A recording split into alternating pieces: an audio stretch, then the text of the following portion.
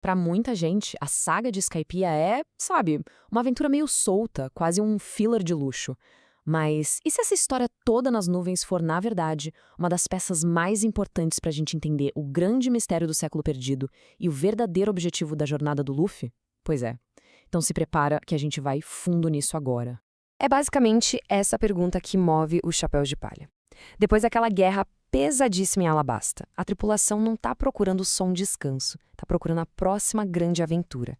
E a ideia de uma ilha no céu, uma cidade de ouro, nossa, isso soa como o maior de todos os contos de fadas.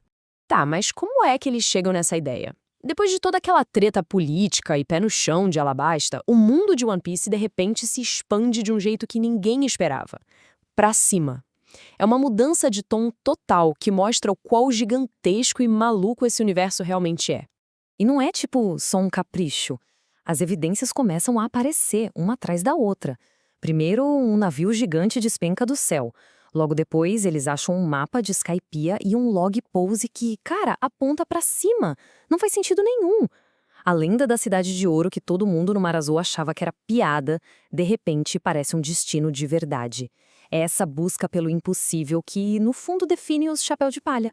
E claro, como sempre acontece com o Luffy e sua turma, eles não chegam lá só para turistar. Eles caem de paraquedas bem no meio de uma guerra que já durava 400 anos.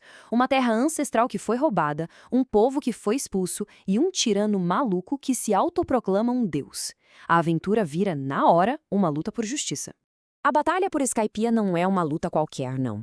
Ela se desenrola em 3 momentos que são decisivos. Momentos que não só definem quem vai vencer, mas que reescrevem a história da própria ilha. Vamos dar uma olhada em como tudo isso mudou? Essa luta se define em 3 atos, basicamente. Primeiro, o confronto com a tirania do Enel, que se coloca como um deus absoluto. Depois, o momento que pra mim é o coração do arco inteiro. O toque do sino dourado, um som de promessa e de verdade.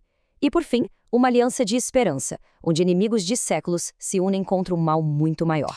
O Enel não é só mais um vilão poderoso. Ele representa o autoritarismo na sua forma mais pura. Com o poder da Gorogoronomi, a fruta do trovão, e o hack da observação dele, que ele chama de mantra, ele ouve absolutamente tudo e pune qualquer um que ouse pensar em desafiá-lo com um raio que vem do céu. Ele é a personificação do controle pelo medo. E aqui tá o coração emocional de Skypiea. Tocar aquele sino não é só pra derrotar o Enel, é pra ser ouvido lá embaixo, no Mar Azul, por um descendente de um cara que foi chamado de mentiroso por gerações. É a prova viva de que a Cidade de Ouro existia. O Luffy, ao tocar o sino, não tá só ganhando uma luta, ele tá validando o sonho de alguém.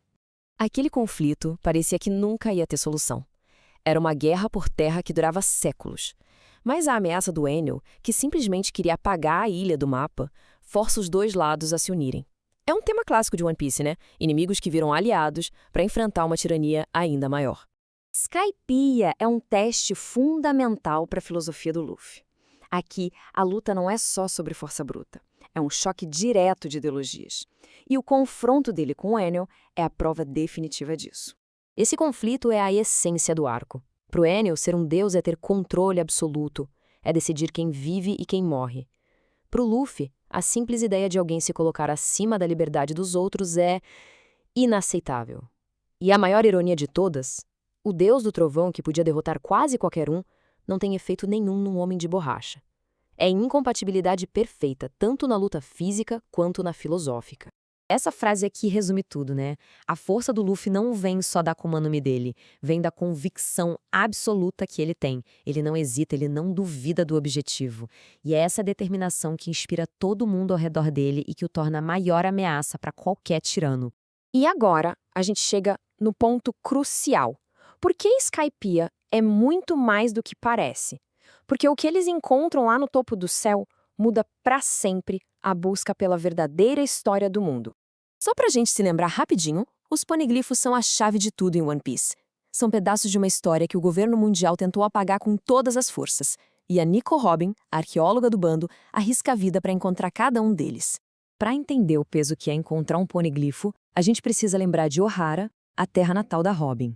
Uma ilha inteira de estudiosos foi aniquilada por um Buster Call, uma ordem militar de destruição total, simplesmente porque eles ousaram pesquisar essa história proibida.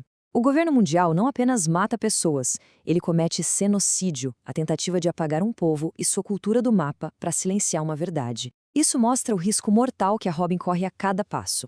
E aqui, o ponto principal. Skypiea conecta tudo. Lá no topo da Cidade de Ouro, eles acham um poneglifo que revela a localização de uma das armas ancestrais, a Poseidon. Isso prova que a história proibida pelo governo mundial chega até os céus. E mais importante ainda, é aqui que a gente vê as primeiras sementes da lenda de Joy Boy, uma figura super enigmática e central do século perdido e a promessa que ele fez ao antigo povo de Xandor, uma promessa que ecoa até hoje. Isso tudo nos deixa com uma pergunta muito poderosa. Skypiea prova que a história está escondida nos lugares mais improváveis, encontros de fadas que todo mundo já tinha descartado como mentira. O que mais por aí foi rotulado como mito só para esconder uma verdade perigosa? A jornada para o céu não foi um desvio, foi um passo essencial para encontrar o One Piece.